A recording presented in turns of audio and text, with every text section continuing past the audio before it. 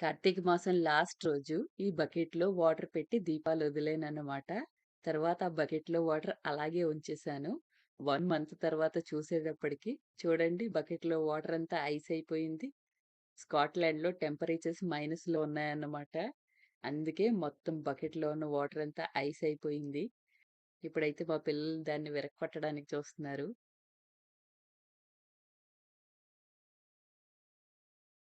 చూడండి ఇప్పుడే కొంచెం కన్నం పెట్టారు. లోపల చూస్తే వాటర్ ఉన్నాయన్నమాట. ఔటర్ లేయర్ అంతానేమో ఐస్ ఉంది. రీమా అయితే ఆ వాటర్‌ని వంపడానికి చూసింది.